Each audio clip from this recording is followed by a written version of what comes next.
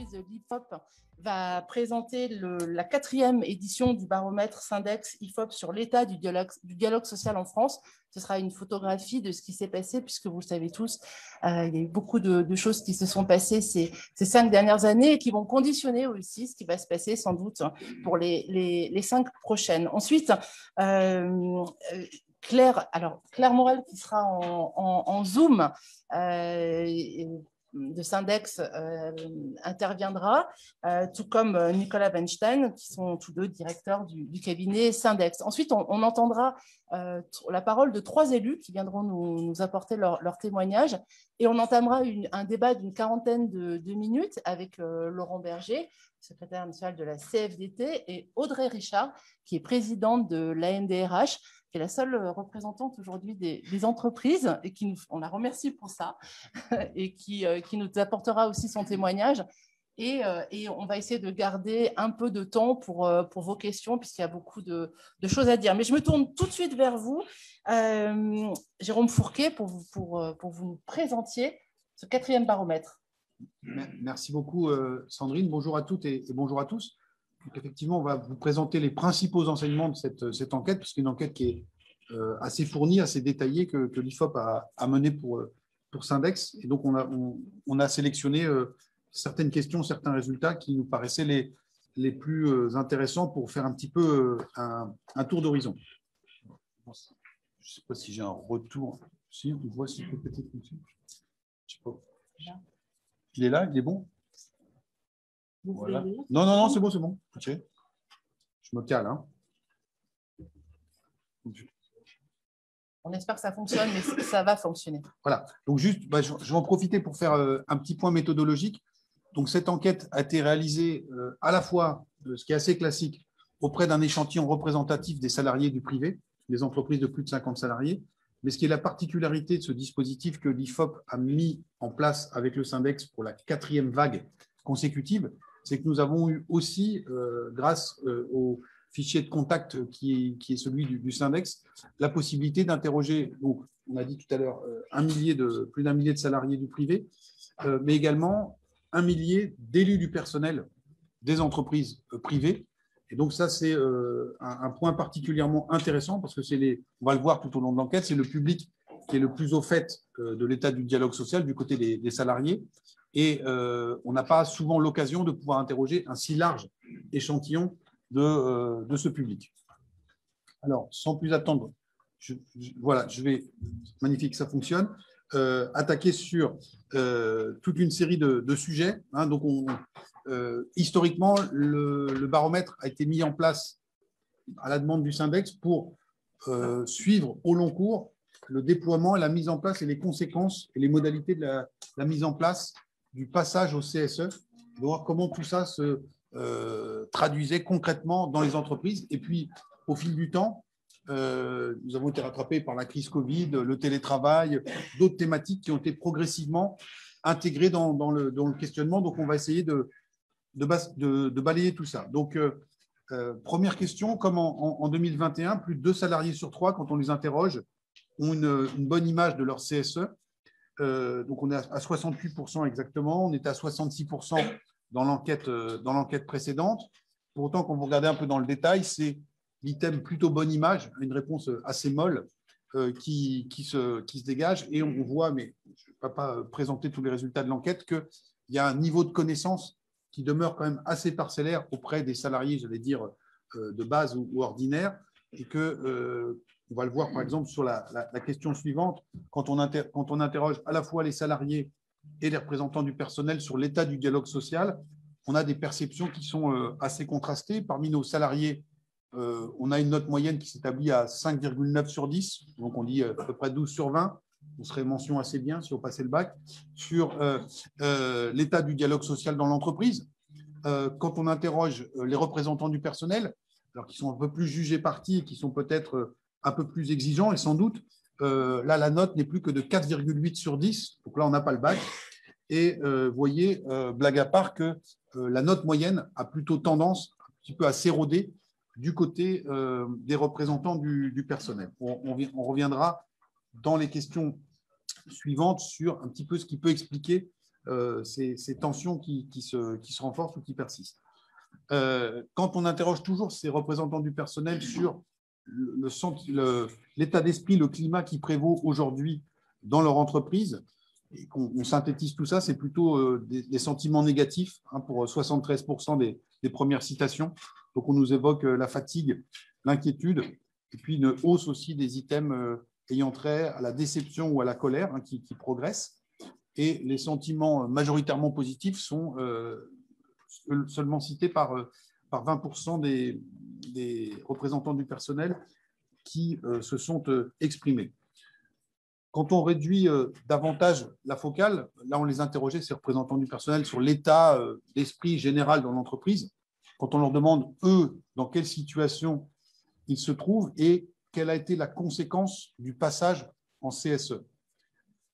59% nous disent que le temps passé à exercer leur fonction d'élu a augmenté du fait de cette réforme, et l'avantage des dispositifs barométriques. Parfois, on n'a pas grand-chose à commenter parce que c'est complètement, comme on dit dans notre jargon, flat, hein, ça ne bouge pas d'une vague à l'autre. Là, on voit que par rapport aux vagues précédentes, eh bien, l'idée que le manque de temps pour exercer correctement ses fonctions, eh bien, est de plus en plus ressenti. On était à 37% en 2018, 52% en 2019, à peu près la même proportion en 2021, 50%, et cette année, on passe à 59%. Donc, on a sans doute, on va le voir dans l'enquête, un risque d'épuisement quelque part des forces, parce que vous le savez tous, le vivier de salariés qui sont prêts à se dédier à ce type de fonction n'est pas extensible, et on a le sentiment que de plus en plus de tâches reposent sur les mêmes épaules. Ils ont de plus en plus le sentiment d'être un petit peu contraints de jouer la fonction d'homme orchestre, hein, c'est-à-dire d'être à la fois compétent sur les anciennes fonctions du CHSCT, en même temps savoir lire le bilan d'entreprise, être capable de discuter sur la stratégie de l'entreprise, alors que précédemment, chaque type d'élu avait plutôt une spécialité ou une fonction plus définie. Ce qu'on dit, deuxième réponse qui est aussi massivement donnée, le fait de disposer de moins d'heures de délégation, c'est cité par 48%, et le fait que pour 35% d'entre eux, ils ont effectué des formations pour renforcer leur expertise sur certains sujets, notamment par le fait qu'ils ont été obligés de s'occuper de thématiques qui n'étaient pas jusqu'à présent dans leur périmètre de compétences. Autre façon d'aborder le problème, et là les résultats sont très cash, si je puis dire, quand on demande à ces représentants du personnel, selon vous, quels acteurs ont le plus gagné dans le passage au CSE? Voilà. Vous allez me dire, ce n'était pas la peine de poser la question, mais on l'a quand même posée. Donc, on a 82% des représentants du personnel qui considèrent que c'est la direction qui sort renforcée de cette affaire. Et les autres scores sont beaucoup plus faibles. Et donc, on voit bien que autant pour un salarié, encore une fois, lambda ou salarié de base, passage au CSE, ça ne lui parle pas forcément beaucoup, autant pour ceux qui sont les mains dans le cambouis et les mains dans le moteur, il y a un jugement qui est beaucoup plus tranché et qui est quasi unanime sur les conséquences de quelque part ces changements, cette modification assez nette des règles du jeu. Alors la question symétrique, après avoir demandé quels sont ceux qui ont le plus gagné, quels sont ceux qui ont le plus perdu, les salariés de l'entreprise, c'est cité par les représentants du personnel à 54%, alors c'est un peu moins cité que ces dernières années. Vous-même, dans vos fonctions de représentant du personnel, ça, pour le coup, ça n'arrête pas de progresser. On est à 33%, puis 40, 40 et 45. Donc, on voit bien qu'il y a des difficultés intrinsèques à la fonction d'élu du représentant du personnel dans le cadre juridique nouveau qui est celui du CSE. Et puis également les organisations syndicales qui sont également données perdantes pour 45% de nos représentants du personnel. Je vous précise bien, ce sont les représentants du personnel, donc c'est un point de vue qui est situé et qui est quand même assez net. Si on tente de faire un bilan, est-ce que ce passage au CSE a modifié le dialogue social au sein de votre entreprise? 2 tiers d'entre eux nous disent assurément, mais 60% nous disent oui, ça a changé quelque chose, ça l'a détérioré, contre 6% seulement qui considèrent que ça a amélioré les choses et 34% qui pensent que les choses sont sans changement. Là aussi, sur le long cours, vous voyez que l'idée d'une détérioration était déjà constatée en 2018 et qu'elle est toujours le cas aujourd'hui. On aurait pu se dire, c'est juste une période de rodage, les choses vont se caler et progressivement, peut-être que le jugement va se trouver être un peu plus équilibré. Tel n'est pas le cas. Alors, si donc on a, j'allais dire, un discours assez à charge qui émane de la part de ces représentants du personnel sur le passage au CSE, néanmoins, ils ne sont pas univoques. Et quand on les interroge sur un autre aspect, sur l'effet de la crise Covid, sur l'état des relations sociales dans l'entreprise et le positionnement de la direction vis-à-vis du CSE. 63% des personnes qui ont répondu à l'enquête nous disent que le positionnement de leur direction vis-à-vis du CSE, dans le cas de la crise Covid, a été bon, contre 37% qu'il a été mauvais.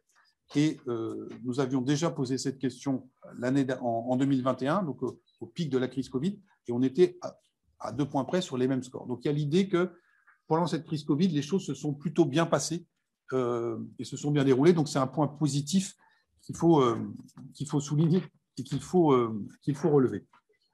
Une des conséquences, parmi d'autres, de cette épidémie a été également le fait que le télétravail se développe dans les collectifs de travail.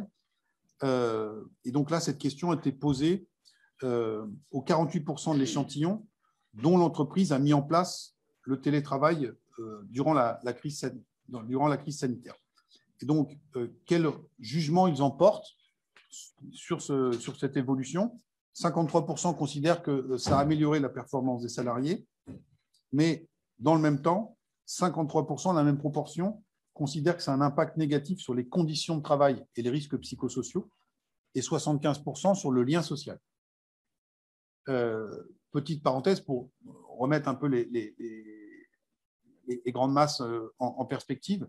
D'après d'autres enquêtes que l'IFOP peut mener, dans la période actuelle, j'allais dire un peu en vitesse de croisière, hors période de pandémie très, très poussée, c'est à peu près un quart des actifs qui aujourd'hui pratiquent le télétravail à hauteur de plus de entre 2 et 3 jours par semaine. Donc on en a beaucoup parlé, à juste titre, c'est un vrai changement, mais qui ne concerne pas, bien évidemment, vous le savez, tous les types de salariés, et donc ça concerne un quart. Et les conséquences attendues sont contrastées. Alors l'histoire est en train de s'écrire sous nos yeux, puisque là aussi, on est en train de, j'allais dire, apprivoiser et vivre avec ce nouveau dispositif, mais il y a déjà des éléments d'alerte qui remontent de la part de ces représentants du personnel. Si justement il s'agissait maintenant de se projeter, quels seraient les sujets prioritaires à traiter à l'avenir par le CSE? Donc là, on a un double regard, celui des salariés et des représentants du personnel. Sur pas mal de sujets, ils sont en phase, avec néanmoins toujours une acuité un peu plus forte pour les représentants du personnel qui sont, j'allais dire, de par leur fonction, peut-être un peu plus en pointe sur ces questions. Ça, c'est le premier constat, c'est-à-dire l'idée qu'on ait une certaine cohérence ou convergence de points de vue. Le deuxième constat, c'est que si on parle beaucoup aujourd'hui, à juste titre, des revendications en termes salariales et de la question du pouvoir d'achat, vous voyez que la question des conditions de travail, de la santé, des risques psychosociaux comme de la sécurité au travail arrive à un niveau très élevé, à la fois dans les citations des représentants du personnel, mais aussi des salariés eux-mêmes. Et donc l'idée d'une focalisation médiatique sur uniquement l'enjeu salarial et pouvoir d'achat qui est réel ne doit pas faire occulter qu'il y a d'autres types de problématiques à traiter de manière urgente selon en même temps les salariés et les représentants du personnel. Dernière slide, et j'en aurais terminé pour ce tour d'horizon très rapide. Je pense que les résultats plus complets sont accessibles auprès du Syndex. Quelles sont les évolutions attendues du dialogue social dans les prochaines années? Donc, est-ce que c'est prioritaire, important ou non prioritaire sans être secondaire? Eh bien, vous voyez qu'il y a une vision assez maximaliste de la part du représentant du personnel, s'il ne serait pas représentant du personnel. Tout est important et tout est urgent, avec quand même l'idée que dans le cadre de ce nouveau dispositif qu'est le CSE, et ça a été remonté aussi par les entretiens qualitatifs qu'on a pu mener en appui du sondage quantitatif, pas mal de ces représentants du personnel disaient on a perdu en qualité de dialogue dans la façon de se dérouler, dont se déroulent les réunions. Alors, certains nous ont dit en plus que vous faites des réunions en visio ou autre, avec un ordre du jour qui est de plus en plus long. Eh bien, on n'a plus le temps d'approfondir les sujets et donc il faut absolument qu'on retrouve une qualité d'expression et ça, c'est quelque chose qui est tout à fait prioritaire. Enfin, dernier point, et j'en aurai terminé, vous savez aussi qu'on a ajouté, comme si l'homme orchestre n'avait déjà pas assez de choses à faire, on a ajouté aussi dans les prérogatives la dimension environnementale dans le périmètre d'action de ces CSE.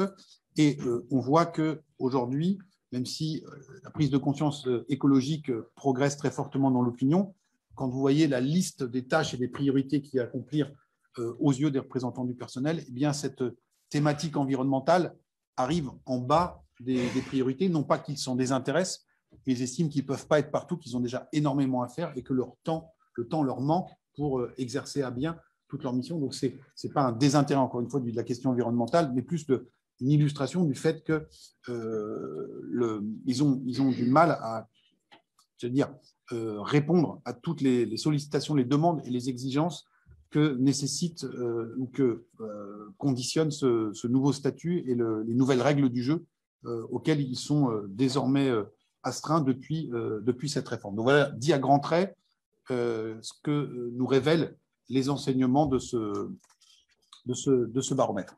Merci beaucoup, Jérôme Fourquet. Alors, on va laisser tout de suite la parole à Claire Morel et Nicolas Weinstein pour nous commenter les conclusions de ce baromètre. Tout à fait. Déjà, bonjour à toutes et à tous. Et puis, surtout aussi, merci d'être présent parce qu'il y a du monde en salle, il y a aussi du monde en visio. Alors, j'étais à un concert à Bercy il y a 2 jours. Il y avait beaucoup plus de monde, mais ce n'était pas pour parler de dialogue social. Donc, merci à vous d'être présents. On va faire cette présentation à 2 voix avec ma collègue Claire qui, malheureusement, et Covid oblige, sera en distanciel et moi en présentiel, mais on commence à avoir l'habitude depuis un certain temps. On va revenir sur quelques éléments du baromètre en essayant de les illustrer. Et puis ensuite, on laissera la parole aux élus et ensuite à la table. Alors, un élément qui nous semble effectivement important et qui a été souligné par Jérôme Fourquet, c'est effectivement une dégradation de la qualité du dialogue social qui est remontée par les représentants du personnel et qui est évidemment problématique. Mais la forte hausse des sentiments de déception et de colère est plus que problématique. C'est un signal qui est inquiétant pour l'avenir du dialogue social. Et c'est un message qui nous semble fort.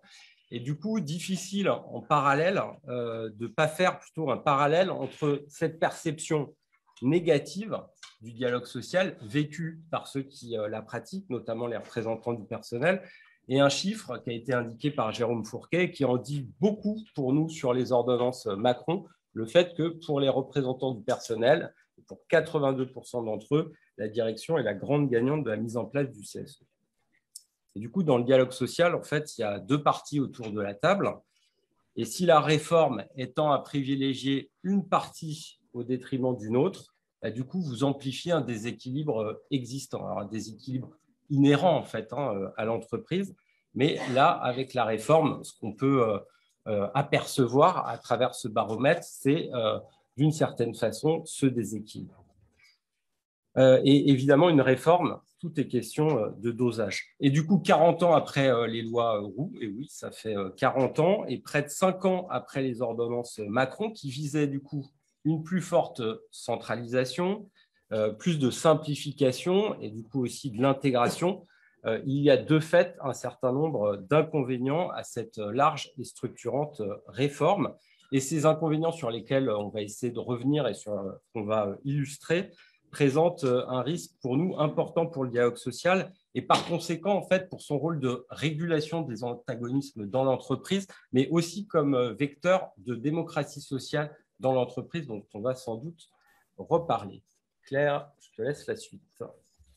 Merci Nicolas. Donc, bonjour à toutes et à tous et désolée pour cette distanciation involontaire, mais effectivement, je suis Covidée, ça existe encore. Donc, pour poursuivre, effectivement, côté bilan du CSE, on a pu constater dans le cadre du baromètre qu'il n'était pas le même quand on se plaçait du côté direction ou du côté des élus et représentants du personnel. Côté direction, elles y ont vu moins d'élus, moins de réunions, des instances qu'elles ont considérées comme plus efficaces et elles en attendent aussi une professionnalisation des élus. En somme, c'est un choc de simplification auquel elles ont pu bénéficier. Ce qu'elles attendaient, elles appelaient ce choc de simplification de leur vœu et c'est aussi l'objectif de ces ordonnances. Mais côté des élus, ce n'est pas la même histoire. Le constat était celui d'une dégradation du lien de proximité avec un manque de temps pour assurer toutes leurs prérogatives et également accompagner les salariés, un manque d'élus aussi pour couvrir les différents services, les différents métiers, mais aussi les territoires avec des CSE d'établissements qui sont moins nombreux. Alors certes, il y a eu les représentants de proximité qui ont été créés dans le cadre de ces ordonnances, mais dont la place n'a pas permis de mettre en œuvre ce lien de proximité attendu parce que leur fonction était mal définie. Et enfin, les élus ont constaté un traitement superficiel des sujets avec des ordres du jour de réunion chargés, des questions qui avant relevaient des délégués du personnel souvent évacués et des questions qui relevaient des CHSCT parfois sacrifiés. À cela s'ajoute aussi, on peut le dire, des négociations d'accords d'entreprise qui ont plutôt augmenté. C'était aussi porté par les ordonnances. Et donc, Jérôme Fouquet a parlé d'homme orchestre pour les élus. Et c'est bien ça qu'on a pu constater dans le cadre du baromètre, des élus multitâches, surchargés. Et cette insatisfaction, elle peut bien sûr interroger et poser question quant à l'avenir du dialogue social et la valorisation du mandat d'élu, ce qui est important, et des moyens qui lui sont attribués. À toi, Nicolas. C'est parfait. Eh bien, merci beaucoup, Claire, d'avoir respecté le timing. Je vais maintenant demander à Martine Prosper, secrétaire du CSE Flammarion, Benoît Lemercier, délégué syndical. Alors, on avait juste peut-être quelques planches supplémentaires. Ah, mais je pensais que c'était terminé. Ah non. Alors, c'est moi qui vais. Alors, on va le faire en synthèse. On va essayer. Ouais, on voulait revenir. C'est l'ordre du jour du CSE. Oui, c'est bousculé. Hein. On m'avait dit 5 minutes chacun. Je respecte bon, le timing. On va essayer de faire plus court. J'ai compris le message, Sandrine. Bon, rapidement, du coup, sur le télétravail, et Jérôme en a parlé, s'il y a au moins un avantage à cette crise sanitaire, c'est le fait d'avoir vécu d'une certaine façon une expérience un peu forcée et à grande échelle du télétravail. Mais Jérôme a raison de le préciser, pour les postes qui sont télétravaillables et pour ceux qui ont la possibilité de le faire, et ce n'est pas tout le monde.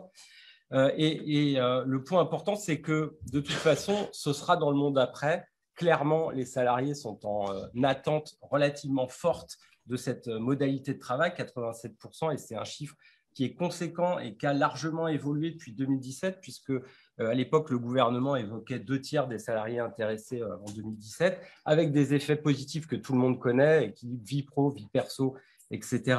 Productivité et performance, selon des études, 20 à 30% de gains de productivité, mais évidemment avec un pendant négatif qui est souligné par les représentants du personnel, dégradation des conditions de travail, affaiblissement du lien social et baisse du travail collectif. Et tous ces effets, on pourra les mesurer qu'à plus long terme, mais il serait illusoire de penser que ces changements n'auront pas d'effet sur notre rapport à l'organisation, sur notre rapport au management et sur notre rapport au travail. Et évidemment, ces sujets-là traversent les directions, c'est évident. Côté direction, il y a eu un changement de posture évident avec le Covid, dans la mesure où en fait, le télétravail devient un argument de recrutement. Avant, on parlait RTT, désormais, on parle nombre de jours de télétravail dans les accords d'entreprise. C'est un vrai changement. Évidemment, pas que de ça. Mais clairement, il y a aussi… on envisage de nouvelles formes d'organisation, du flex office, notamment du smart working, derrière aussi avec une logique de rationalisation et de réduction des coûts, évidemment. Mais le point important avec le télétravail, c'est un certain éloignement physique et du coup, un enjeu fort pour les organisations syndicales, pour les représentants du personnel, à imaginer d'une certaine façon une nouvelle forme d'action et de mobilisation syndicale dans un contexte de réduction des moments informels, voire de disparition parfois de certains lieux symboliques, comme par exemple une cantine, qui était un lieu évidemment important pour les échanges.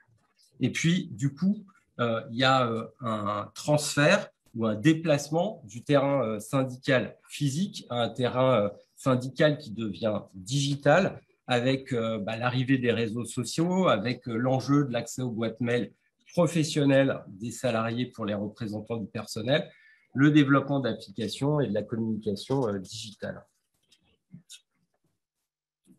Alors, concernant les priorités du dialogue social, Jérôme Fourquet en a parlé, sur conditions de travail, santé, pouvoir d'achat qui sont prioritaires à la fois pour les salariés et pour les représentants du personnel, qui sont eux aussi sensibilisés sur les thèmes notamment des enjeux financiers, stratégiques et économiques de leur entreprise, mais ils sont très pessimistes sur les issues des négociations salariales notamment. On peut voir dans notre sondage majoritairement pessimistes par rapport aux issues de ces négociations, malgré l'inflation, malgré la mobilisation des travailleurs essentiels et de seconde ligne pendant la pandémie et malgré des tensions de recrutement sur un certain nombre de secteurs. Et ce baromètre, elle a été réalisé avant la guerre en Ukraine et donc on peut noter quand même une crainte que les directions usent parfois d'arguments d'instabilité économique liés notamment à la guerre pour ne pas aborder de façon constructive ces négociations, et ce pessimisme peut être inquiétant pour justement la mobilisation des représentants dans ces négociations. Autre sujet d'actualité, c'est la transition écologique, donc qui est considérée comme un sujet important, mais pas encore prioritaire.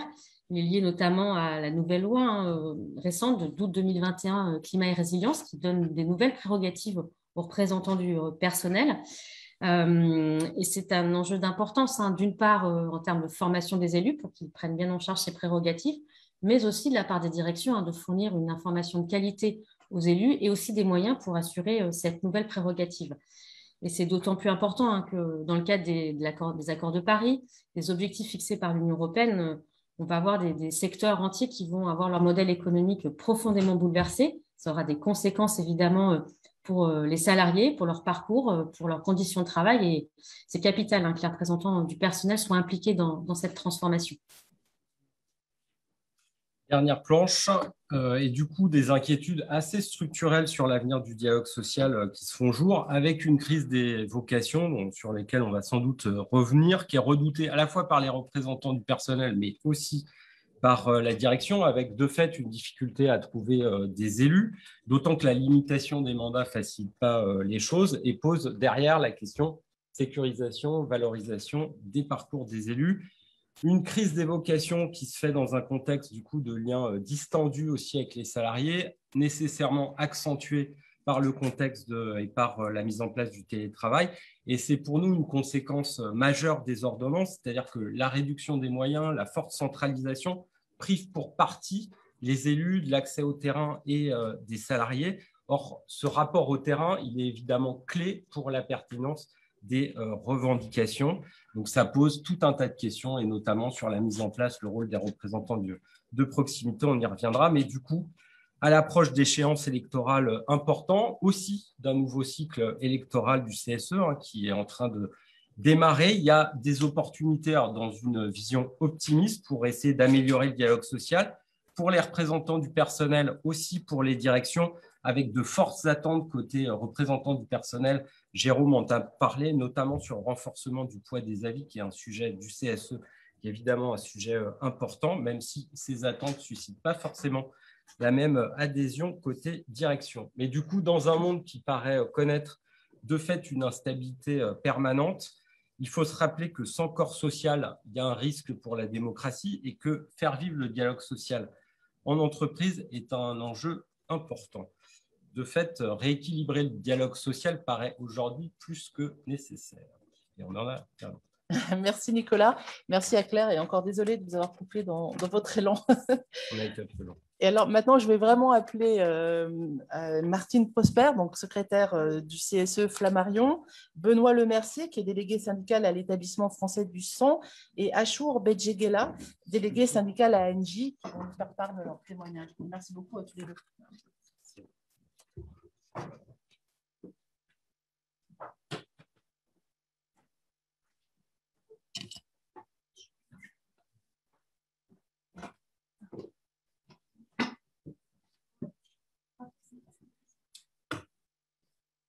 Merci beaucoup. Alors, Martine Prosper, je commence par vous. Vous aviez envie de rebondir sur la progression de ce sentiment de colère et de déception chez les représentants du personnel. Et est-ce que vous avez le sentiment que le dialogue social s'est normalisé, mais qui s'est d'une certaine manière vidé de sa substance ? Bah, écoutez, c'est tout à fait ça, hein, c'est très net depuis 5 ans. C'est-à-dire que, autant il y a une dizaine d'années, on avait encore des entreprises où le dialogue social était difficile. Aujourd'hui, vous rencontrerez difficilement un DRH qui est hostile au dialogue social. C'est-à-dire tout le monde n'est pas le dialogue social, mais qu'est-ce qu'on met dedans? Et le problème, il est là. Et là, on a vu un glissement depuis 5 ans sur la question de la substance du dialogue social. D'abord, on a eu une grande mode dans les entreprises des concertations. Alors, on concerte, on se réunit, les élus bossent, OK, et puis après, on en fait ce qu'on veut. C'est-à-dire, on n'a pas d'obligation, comme dans une négociation, d'écouter l'autre et de construire ensemble un compromis pour arriver à un accord. Et ça a été vraiment très, très mal vécu par les élus. Je crois que d'ailleurs, c'est une mode qui est descendue d'en haut. On a connu ça et on a le plus grand mal aujourd'hui en termes de dialogue social à imposer des règles de base et une sincérité du dialogue social. Et c'est ça qui est usant pour les élus, c'est ce sentiment de se faire balader de réunion en réunion, de dossier en dossier et de n'aboutir à rien. Et là, on a un vrai souci. C'est-à-dire que moi, maintenant, dès qu'on m'interpelle sur un sujet, comme le harcèlement sexuel, par exemple, je dis qu'est-ce qu'on veut? On négocie ou c'est juste une charte? Parce que si c'est une charte, vous n'avez pas forcément besoin de notre expertise. Vous la faites, on discute. Bon. Mais le problème, c'est d'imposer le fait d'avoir un véritable accord, une véritable négociation. C'est-à-dire, on a eu un glissement entre un dialogue social dont tout le monde parle, mais qui est devenu progressivement un non-dialogue social. C'est-à-dire, comment éviter une véritable négociation et la construction de véritables compromis. Et ça, pour les élus, c'est le pire. Et moi, je vois autour de nous cette fatigue, cette colère, elle est liée à ça, c'est-à-dire à ce qu'on appelle la loyauté de la négociation. Et c'est un véritable enjeu, je crois qu'il faut le poser sur la table. Qu'est-ce qu'on met derrière le dialogue social? Qu'est-ce qu'on veut construire? Est-ce qu'on y croit à la démocratie en entreprise? Je ne suis pas sûre qu'on soit tous raccord là-dessus. Donc, on a un vrai sujet de fond sur la substance du dialogue social. Et vous avez le sentiment que depuis 5 ans, les choses se sont aggravées? Oui, oui. Je crois que le baromètre que nous a présenté Syndex, il est assez éloquent. Il est évident que le rapport de force a été vraiment totalement déséquilibré avec les ordonnances Macron et que du coup, ça n'encourage pas cet équilibre. Je ne dis pas qu'on l'avait avant, mais ça a toujours été un sport de combat, le dialogue social, hein, pour un élu. Mais là, c'est très net, c'est-à-dire, oui, parler, on vous écoute, et après, on fait ce qu'on veut. C'est-à-dire, on n'a plus ce moment, cette obligation de rencontre et de construire ensemble des compromis. Et c'est ça qu'il faut retrouver. C'est un enjeu majeur. Parce que c'est aussi ça qui est intéressant pour un élu. Plutôt que d'avoir l'impression de se faire balader, ce qui est extrêmement décourageant et très usant. Alors, Benoît Lemercier, vous êtes délégué syndical central à l'établissement français du sang. Je rappelle qu'il y a un contexte un peu difficile en ce moment. Vous sentez une crise sanitaire, enfin, vous êtes toujours dedans. Il y a des problèmes de collecte du sang, faute de personnel. Vous avez dû stopper des collectes. Mais vous, en tant qu'élu, ce qui vous inquiète, c'est le renouvellement, justement, l'épuisement aussi peut-être des représentants et le fait qu'il y ait que la limitation des mandats pose un problème pour susciter des vocations. Oui, alors c'est vrai qu'à l'établissement français du sang, ça fait plus d'1 an et demi qu'on est en conflit social. Donc effectivement, en plus de la pandémie, on a dû gérer un conflit social majeur dans l'établissement et du jamais vu, aussi bien en termes de dialogue social, mais aussi en termes de recrutement pour les donneurs et trouver suffisamment de poches pour les malades. Oui, moi, ce qui m'inquiète aujourd'hui, c'est essentiellement, entre autres, parce qu'il y en a tellement, je rejoins aussi ma camarade à côté, sur ce qu'elle disait, sur la limitation des mandats, où j'ai l'impression que on nous parle aujourd'hui d'expertise, de compétences, de professionnalisation dans le dialogue social, mais dans quelle profession on limite le nombre d'années d'exercice? C'est-à-dire qu'on acquiert beaucoup d'expérience, fruit de longues formations, d'expérience de terrain, et au bout de 3 mandats, on nous dit ben non, c'est circulé, il n'y a rien à voir. Donc moi j'ai l'impression aujourd'hui que j'ai l'impression qu'on a envie de fabriquer des bénis oui et qu'au bout de 3 mandats, ben, ça sera la purge, puisque tout le monde arrêtera au bout de 3 mandats. C'est tout le monde au même moment. puisque la loi est rentrée en vigueur pour tout le monde au même moment. Voilà. Très bien. Achour Bechegelal, j'imagine que vous partagez le sentiment. Et vous, je crois que vous vouliez insister, vous avez beaucoup de choses à dire, mais vous avez envie d'insister sur le télétravail qui a peut-être aussi déconstruit les Moi, je voudrais revenir sur l'enquête déjà, parce qu'il y a 3 mots qui sont au début du petit livret, qui sont fatigué, inquiet et en colère, qui ressortent dans cette enquête. Et c'est un peu le sentiment, en tout cas, mon point de vue dans mes équipes, c'est un peu ça. On est fatigué, inquiet, en colère. Fatigué parce qu'on a beaucoup plus de boulot, on a l'impression de servir à rien. En tout cas, c'est ce que je rejoins ce que disait ma collègue, la substance du dialogue social, où elle est, que veut l'entreprise, où est-ce qu'elle veut nous emmener dans ce dialogue social, est-ce qu'elle veut juste nous écouter puis faire comme elle a envie, pour reprendre un peu ce que tu disais, c'est tout à fait ça. Et puis inquiet, inquiet sur l'avenir, parce que voilà, on ne sait pas de quoi il va être fait.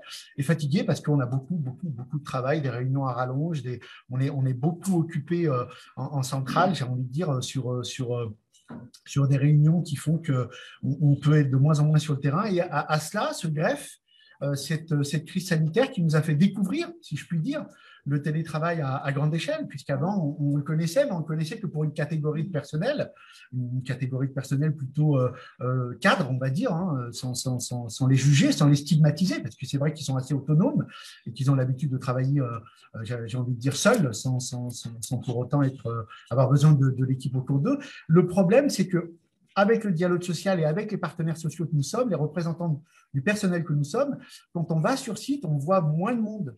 Donc, on est obligé de se former à l'utilisation d'outils qui dématérialisent celui-ci, c'est ce que disait tout à l'heure monsieur. Et donc, il faut qu'on prenne le temps de se former, qu'on prenne le temps de relancer ces personnes.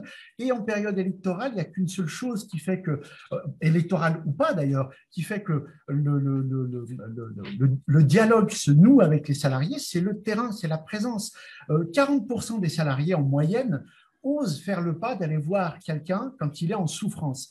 Ça veut dire qu'il y a 60% des autres salariés qui ne le font pas. Est-ce qu'ils sont en souffrance ou pas? Si on ne va pas les voir, on ne le saura jamais. Et le télétravail fait que, on a ces coupures qui se créent. Donc, alors, on y va quand même sur le terrain, on y est sur le terrain, mais c'est vrai que c'est assez difficile de faire comprendre aux nouveaux militants, parce qu'il va bien falloir qu'on ait une relève, que ce télétravail, il peut être mis soit sur des périodes électoralistes, soit sur des périodes difficiles, entre parenthèses, parce que ça va de fait être un boulot qui va être plus de terrain, puisque le terrain, il est chevillé au cœur du représentant du personnel. Je veux dire, le lien social, ça passe par le terrain. Il faut qu'on aille voir les salariés, il faut qu'on discute avec eux. Si on ne va pas le faire, ça risque d'être très difficile. Parce que vous disiez qu'aux dernières élections, il y avait eu un taux de participation très faible. Alors nous, chez nous, à NGSA, on a eu sur les… Alors c'est vraiment le groupe là, par contre, ce n'est pas sur NGSA seulement, c'est vraiment au niveau du groupe. On a eu des élections sur le conseil d'administration, on a eu un taux de participation très faible.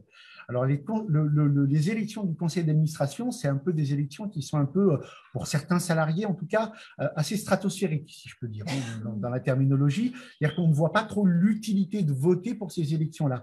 Mais on peut le voir aussi à travers d'autres élections qui sont des fois de la vie civile, si je puis dire. Il y a une désuétude de cette utilité démocratique qu'est le vote, et donc elle se fait ressentir, y compris à travers les IRP, où qu'on vide de leur substance. C'est ce qu'on exprimait un peu tous les trois tout à l'heure. On vide des IRP, on vide le lien social de leur substance. Du coup, les salariés nous disent, mais en fait, autant la direction veut leur faire comprendre que, en fait, ils ne servent à rien, puisque au bout du bout, on fera comme on veut. C'est malheureux, mais c'est ce combat-là qu'on doit avoir pour demain, autant sur le terrain et faire en sorte que la relève arrive, et ce combat-là où on doit remettre en place… Une IRP qui est vraiment hyper importante, c'est le CHSCT. Le CHSCT doit revenir.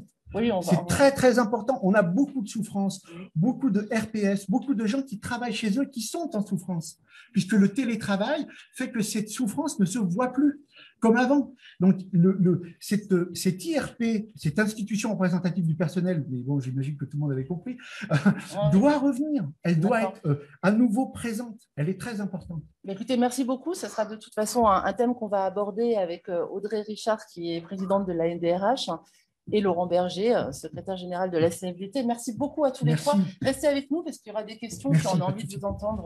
Merci d'avoir respecté aussi le timing et d'avoir fait court. Merci. Oui, venez.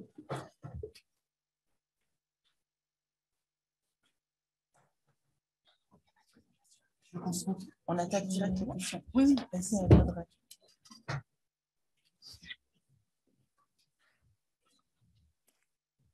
Alors, juste pour commencer, je vais vous donner la parole, Audrey, parce qu'on a beaucoup écouté les représentants du personnel. On voulait avoir votre réaction à ce qui vient d'être dit par Jérôme Fourquet et puis par Nicolas Weinstein et Claire Morel. Est-ce que vous avez le sentiment, vous, que ça s'est dégradé, ce dialogue social? Alors, il y a des points sur lesquels je suis en phase, d'autres, je pourrais peut-être apporter un autre éclairage. Alors,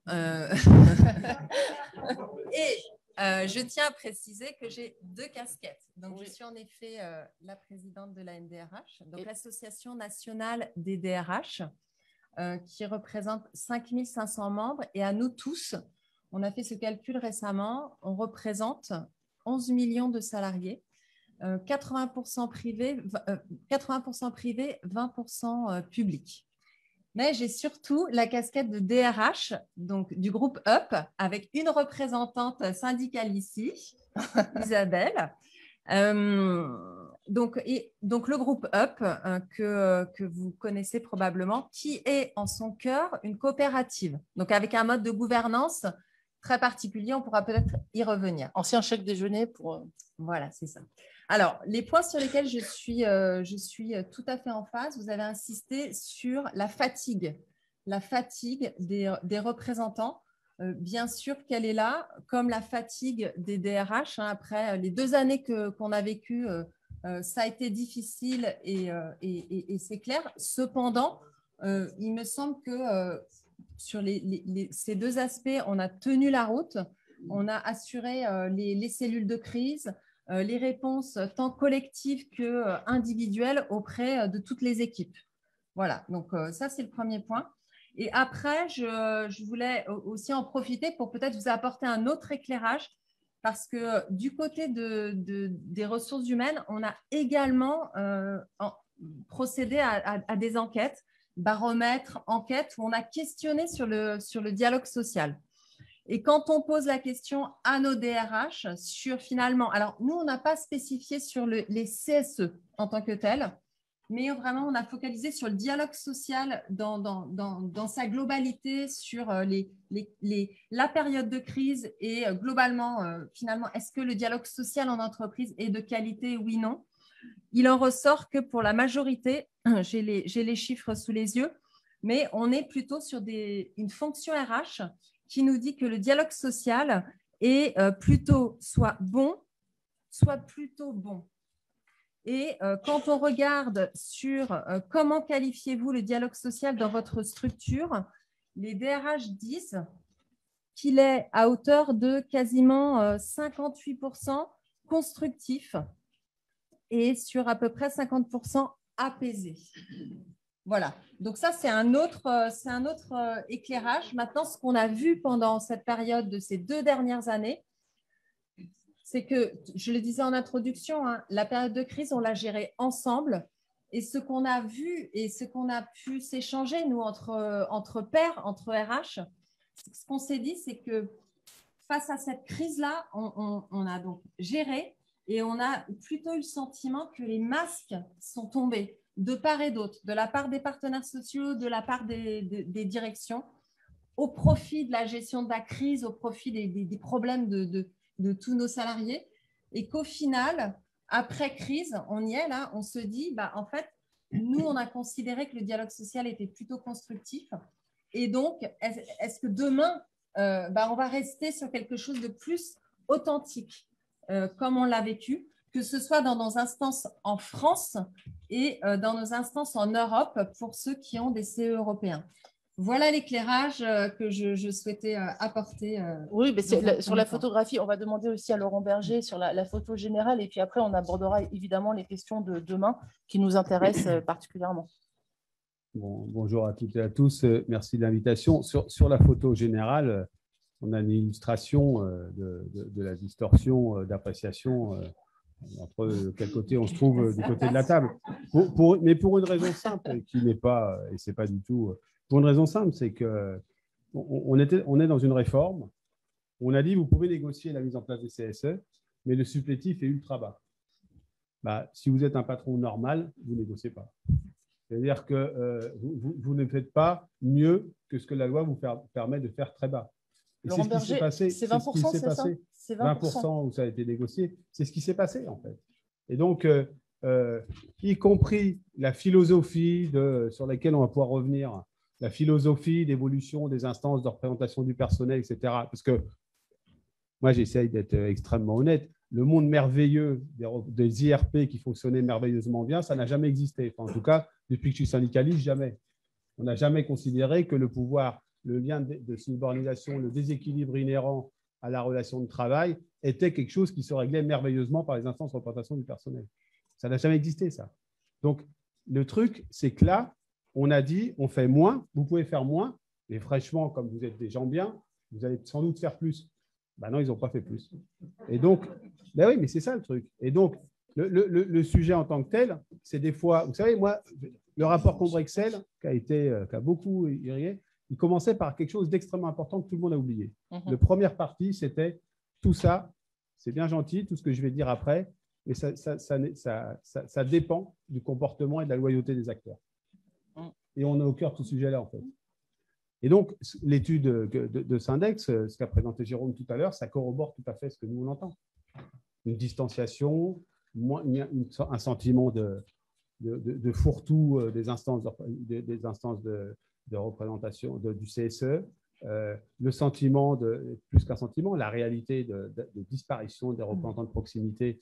Et là-dessus, moi, j'ai été marqué par une rencontre avec des camarades des services, avec le même type d'entreprise, distribution d'ameublement.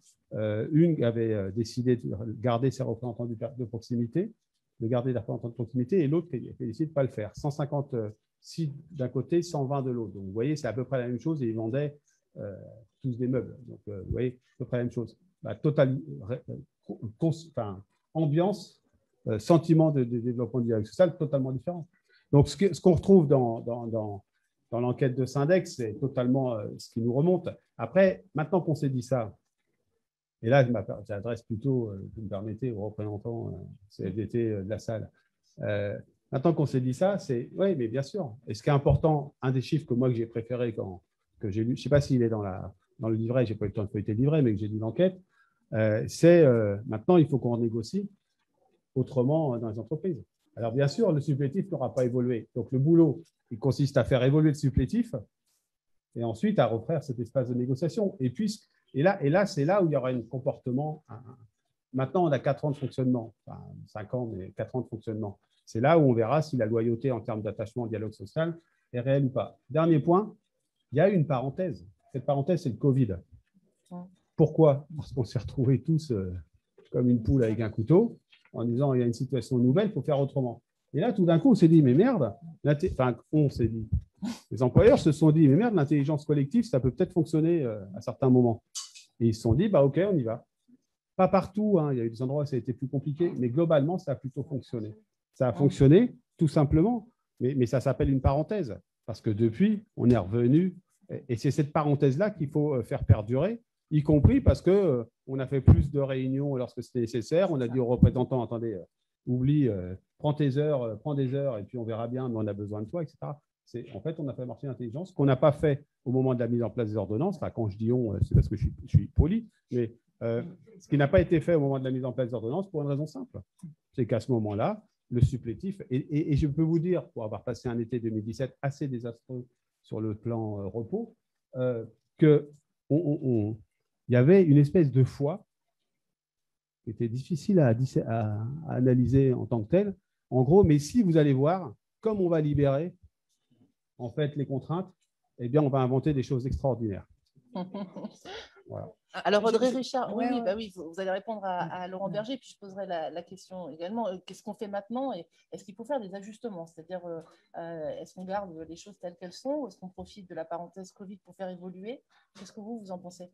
Alors, juste un petit point sur cette parenthèse, clairement, et c'est dans cette parenthèse qu'on a vu que tout le monde s'est adapté, ce que je disais tout à l'heure. Les deux côtés se sont adaptés. Et les DRH souhaitent également qu'on conserve cela. Les directions, elles ont vraiment ça en tête. Après, c'est une histoire de responsabilité partagée et on va le voir par la suite. Après, juste là-dessus, la responsabilité partagée, ça vaut si on ne fait pas appel à notre responsabilité seulement quand il s'agit… ça ne dépendra pas de nous, pour dire les choses un peu plus directement encore. C'est-à-dire que si vous voulez que ça continue au mode Covid, le terme n'est pas très beau, mais vous voyez ce que je veux dire, ça veut dire que dans les négociations de protocoles électoraux, parce que c'est pas une génération, ça ne pourra pas être une génération spontanée permanente. Ça veut dire que dans les protocoles d'accords préélectoraux, dès maintenant, il y a une prise en compte de cette période-là en disant on a fonctionné mieux, donc on met en place autre chose, on augmente les moyens, on est plus souple sur l'utilisation du droit syndical, on remet des représentants de proximité, là où il n'y en a pas eu pendant la période du Covid, c'est désastreux. Je vais prendre un exemple, l'accès aux boîtes mail professionnelles. Les entreprises le tolèrent, l'acceptent, enfin, sont d'accord, et beaucoup ont refusé. Je ne crois pas qu'il y ait eu une réunion depuis mars 2020 où la CFDT n'a pas dit il faut avancer sur ce sujet-là. C'est objectivement pas compliqué. Vous me l'accordez, ce n'est pas compliqué. Eh bien, nombre d'entreprises, il n'y a pas d'accès aux boîtes mail professionnelles. Il y a un nouveau élément qu'on a lancé qui s'appelle le local syndical numérique. Bon, ne me demandez pas exactement techniquement comment ça fonctionnerait. C'est compliqué pour moi tout ça. Parce que moi, je suis comme toi. Je préfère, voilà, tu vois quelqu'un, tu discutes, etc. Mais bref, le local syndical numérique, il y a une résistance, et là, pas forcément des DRH, il y a une résistance du patronat qui m'élève sur le truc, qui est juste… Enfin, j'ai l'impression de revivre, je suis désolé, quand j'ai créé la section syndicale dans ma boîte, le fait de demander un panneau syndical. J'ai l'impression de revivre le même truc. C'est pas possible, en fait. C'est pas possible, surtout après la période qu'on vient de traverser. C'est là où,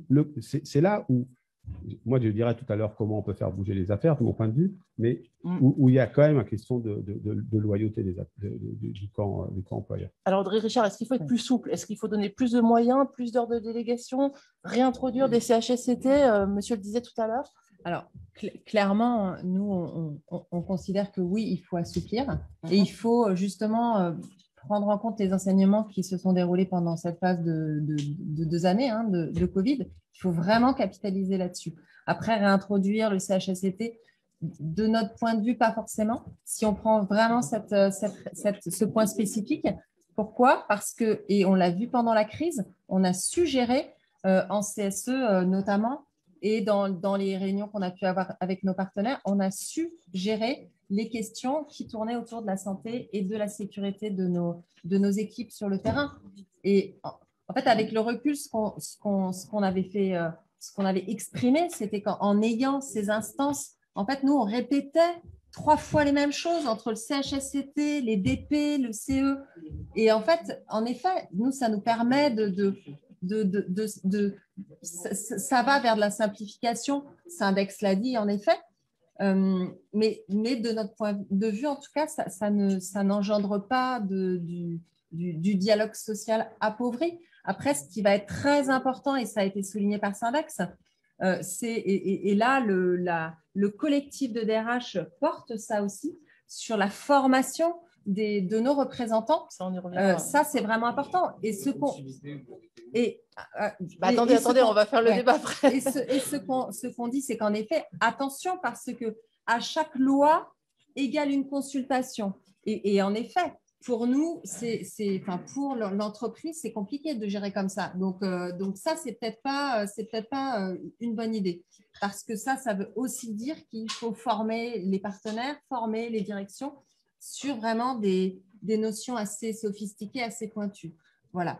Donc, voilà pour commencer à répondre à cette question. Et vous, Laurent Berger, sur les CHSCT, est-ce qu'il faut faire des sous-commissions? Est-ce qu'il faut renverser la table ou comment renverser la table, ça fait plaisir à… Je ne sais pas ce que ça veut dire d'abord, moi. Renverser la table. Non, mais ça veut dire légiférer. Je le fais beaucoup plus que vous ne le pensez sûrement, mais voilà. Non, d'abord, c'est quoi être représentant du personnel? C'est quoi le rôle de la représentation du personnel de l'entreprise? C'est le lien avec les travailleurs et les travailleuses. C'est une bonne connaissance, une bonne capacité d'appréhension de ce que sont les enjeux de l'entreprise et sur les enjeux du travail et sur les enjeux économiques et sur les enjeux, même si, évidemment, à force d'être l'homme orchestre dont parlait Jérôme tout à l'heure, et sur les enjeux environnementaux, qui sont aujourd'hui des sujets sociaux et qui sont des sujets économiques. Et c'est de pouvoir avoir une capacité de se faire entendre. Donc, si on fait ça, ça veut dire qu'il faut remettre des représentants de proximité qui pourront parler du travail et qui seront à l'écoute des salariés, pas pour qu'ils aillent leur vendre ce que pense leur organisation syndicale, pour qu'ils soient à l'écoute des salariés. Et ça veut dire, voilà, ça veut dire leur donner du temps, les reconnaître et organiser aussi en proximité. Parce qu'il y a, y compris du côté des employeurs, parfois des gens qui disent « j'en ai un peu marre d'être en CSE et à régler le problème de tel salarié qui a un problème de fauteuil et qu'il faudrait changer ». Avant, moi, c'est la seule fonction de représentation que j'ai exercée dans une entreprise, c'était le délégué du personnel qui faisait ça. Et en général, il le faisait assez efficacement parce qu'il y avait de l'écoute, il y avait un dialogue un peu, dans beaucoup d'entreprises, il y avait quand même un dialogue un peu naturel. Ça, il faut remettre de la proximité, ça paraît fondamental. Pour moi, c'est l'élément central.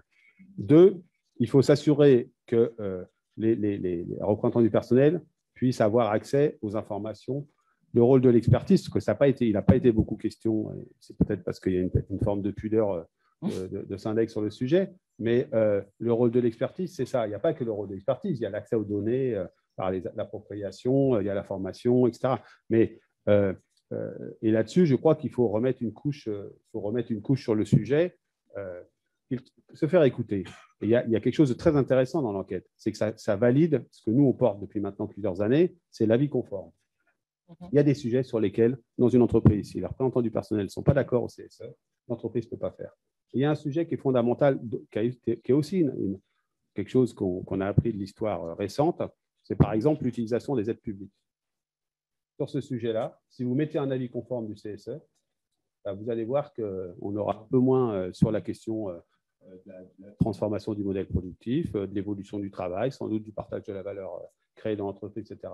Vous aurez sans doute beaucoup plus de pouvoir d'intervention. Donc, en fait, c'est du lien, d'une capacité à opérer son rôle et du pouvoir. C'est ça, être représentant du personnel. Et donc, c'est à partir de ça que ça s'évalue. Moi, je le dis très franchement, que la question économique se soit rapprochée de la question du travail ou que la question du travail se rapproche de la question économique, c'est une très bonne chose pour moi. J'ai été très marqué dans mon parcours par des sections syndicales où, quand on était au CHSCT, on s'occupait du travail. Et puis, les élus de CE faisaient le boulot, c'était plus noble, et étaient capables de parler de la stratégie économique, c'était plus compliqué. Moi, je ne suis pas contre que ça se rapproche, au contraire. Je pense que c'est une bonne chose. À une seule condition, c'est que les vraies capacités à parler du travail soient là. Aujourd'hui, il n'y a pas de conditions de travail, sécurité au travail dans les entreprises si vous n'êtes pas à 250 obligatoires. Il faut les mettre dans toutes les entreprises obligatoires, ces commissions-là. Il faut leur redonner la capacité d'expertise, la capacité de saisie, de s'autosaisir d'une expertise. C'est ça dont il est question. Et après, on va pouvoir se refaire des débats qui ne concerneront pas la vie réelle sur est-ce qu'on appelle ça, on recrée le CHSCT, tout ça. Pour moi, comme syndicaliste, comme praticien du fait social, de la défense des travailleurs, etc., ça me paraît être une question subalterne. La vraie question, c'est est-ce qu'on remet la question du travail? Et ça ne se fera pas sans les trois éléments que j'ai dit. Est-ce qu'on la remet au centre? Oui. Richard, vous vouliez réagir? Oui, je suis assez d'accord sur ça. Et le collectif de DRH est vraiment OK sur le fait de dire que le CSE, ça a permis aux représentants du personnel d'avoir aussi la vision globale et du coup de pouvoir traiter les problématiques avec toute la vision globale, que ce soit sur l'hygiène, sécurité, la condition de travail, la sécurité, la santé, la partie économique et alors aujourd'hui la partie environnementale. Donc c'est tout nouveau et on découvre un peu ça, on fait cet effort d'aller vers l'éclairage sur la partie environnementale.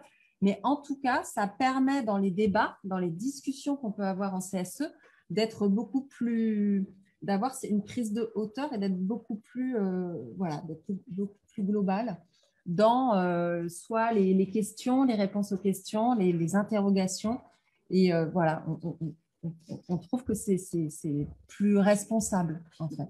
Mais on voulait vous entendre quand même sur le représentant de proximité. Je me base sur une tribune que vous aviez publiée, d'ailleurs, Laurent Berger dans Les Échos, qui disait que 5% seulement des entreprises avaient mis en place un représentant de proximité. Quelles seraient les conditions pour qu'il y en ait plus, de votre point de vue à vous? Alors, c'est vrai que très peu d'entreprises ont mis en place cela. Alors après, moi, je n'ai pas les réponses à cette question. Par contre, je m'interroge sur la digitalisation. Parce que finalement, dans les entreprises, on voit que les entreprises utilisent davantage d'outils pour récupérer le pouls de nos équipes, des enquêtes internes. Et du coup, ça permet d'avoir des remontées tant collectives qu'individuelles, équipe par équipe. Et les managers peuvent justement aller regarder ce qui se passe dans ces enquêtes qui sont en ligne sur le moral des équipes, les remontées sur tel et tel sujet. Et donc, je n'ai pas la réponse à ça. Mais en tout cas, il me semble que dans les entreprises qui se digitalisent de plus en plus, et alors encore plus avec cette crise qui a permis d'aller encore plus loin dans la digitalisation, que des remontées terrain peuvent passer par là. Je ne dis pas que c'est la solution, mais en tout cas, il me semble que peut-être on peut y trouver un lien sur le fait que peu ont mis en place. Voilà. En tout cas, nous, c'est notre perception. Laurent Berger voulait réagir à ce que vous disiez. Non, enfin, sur les représentants de proximité, je crois que le rôle des représentants de proximité, c'est la défense individuelle et le respect du droit du travail. C'était ça, le rôle des délégués personnels. Enfin, un peu. Mais, enfin, je crois que ce qu'a dit Achour tout à l'heure est tout à fait vrai. Il n'y a rien qui remplace le contact. C'est-à-dire que je sais qu'on est dans une période ultra digitalisée.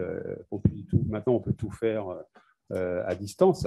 Mais un salarié qui est en situation difficile ou pas difficile, d'ailleurs, ça ne remplacera jamais à un moment donné. Alors, même si on peut utiliser d'autres moyens, on l'utilise, d'aller le voir, d'aller comprendre ce qu'est sa réalité de travail, d'aller l'écouter sur sa réalité de travail, etc.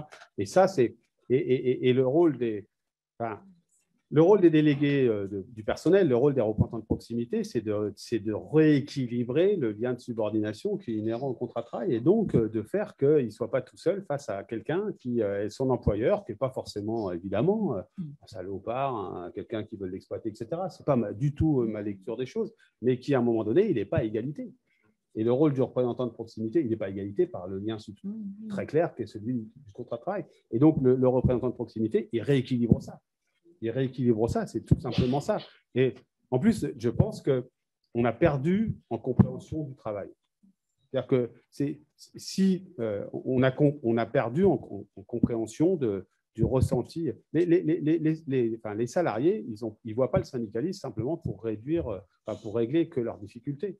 Ils le voient pour relayer leur réalité aussi. Et ça, eh bien, ça est devenu un exercice plus difficile quand les CSE sont très centralisés.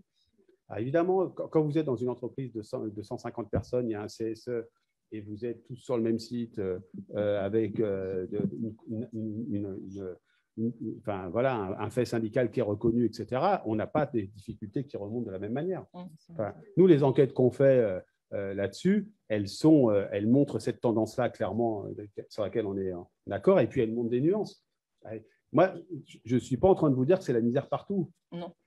Mais là où ce n'est pas la misère, mais socialement, ça évidemment, mais aussi en termes de dialogue social. Mais la tendance forte, très très forte, c'est celle qui a été décrite. Et c'est ça qui pose problème.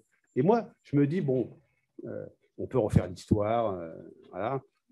Je ne suis pas sûr que de toute façon, elle serait très différente. Ce qui m'importe maintenant, c'est si ce constat-là, il est plutôt partagé, eh bien, ça veut dire qu'il y a deux éléments qui permettent de rééquilibrer les choses.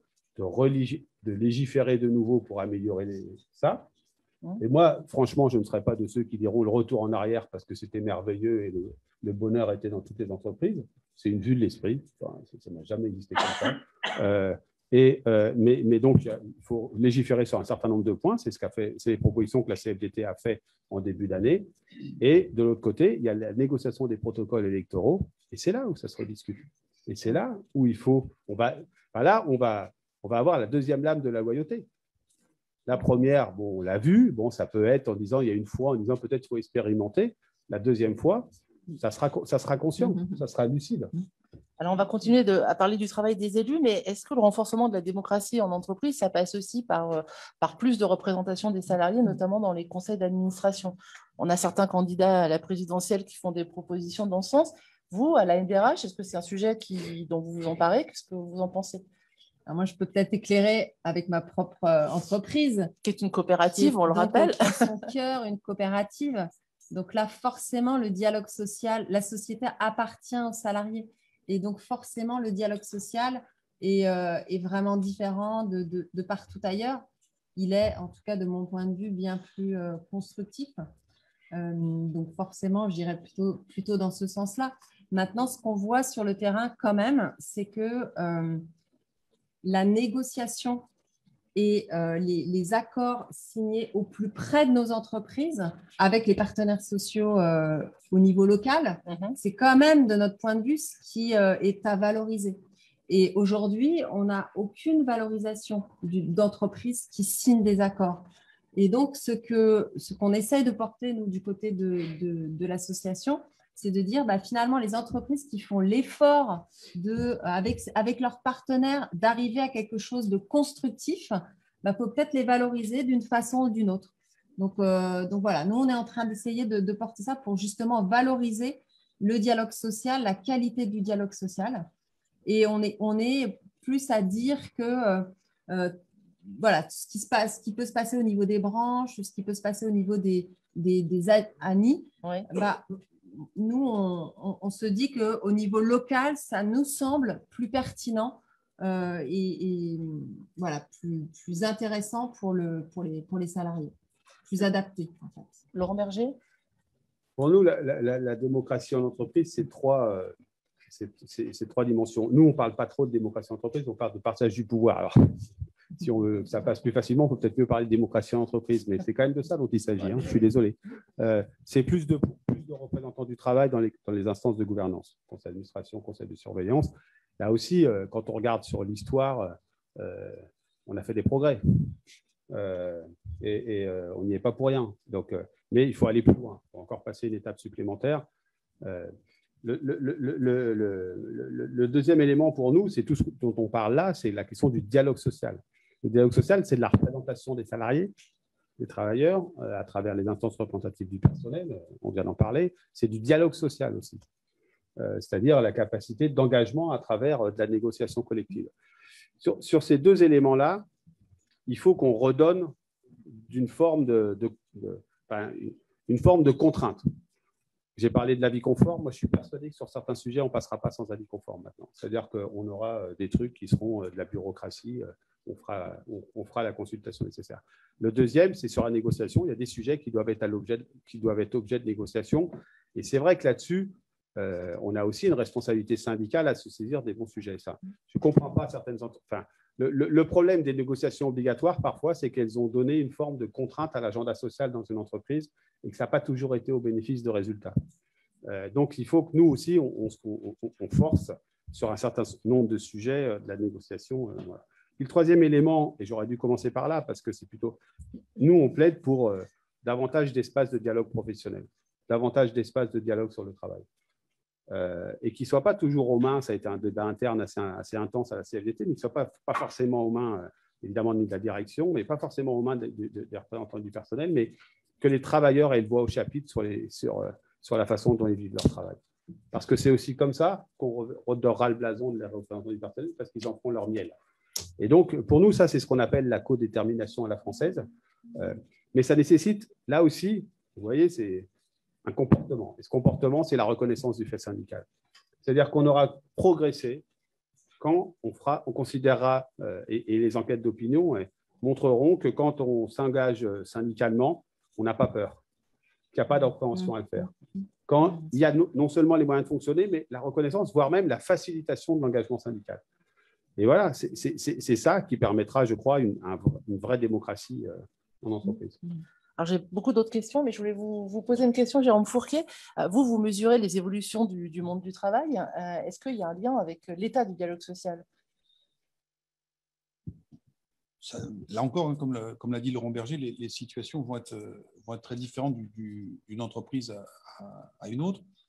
Mais j'insisterai sur deux points. Le premier, c'est ce qu'on a vu en conclusion de l'enquête, c'est que la question des conditions de travail demeure aujourd'hui une préoccupation majeure pour les salariés. Donc, ils ne sont pas polarisés uniquement sur la question des rémunérations. Donc, il faut regarder ça très attentivement.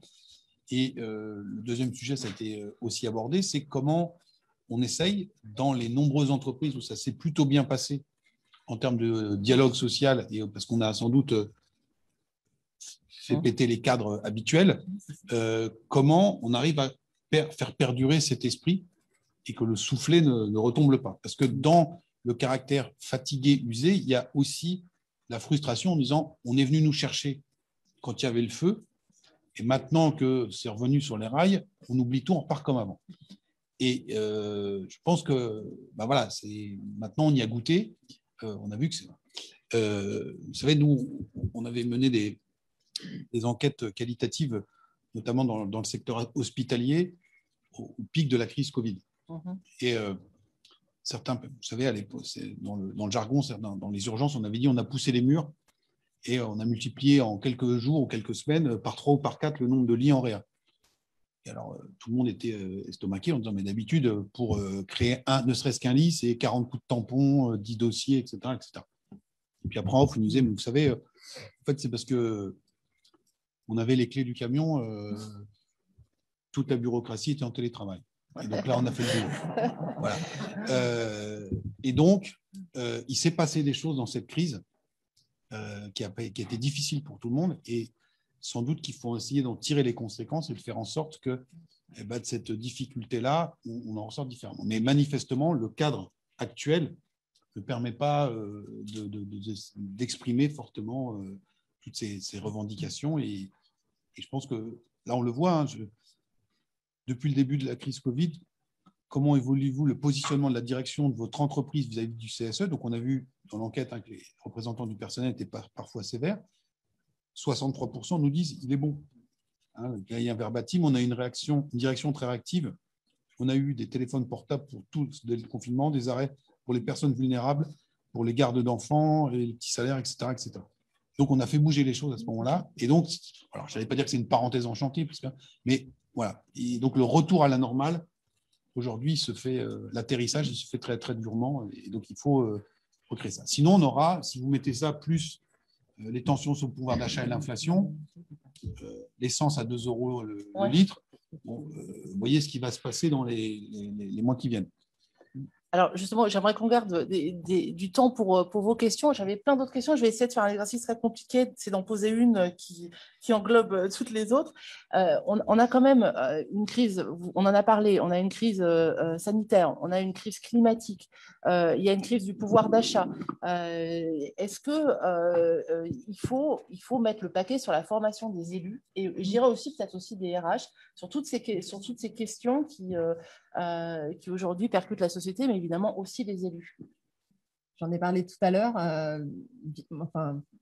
Et j'ai oublié le télétravail aussi, évidemment. La profession pense que oui. Moi, à titre personnel, je pense que oui, plus.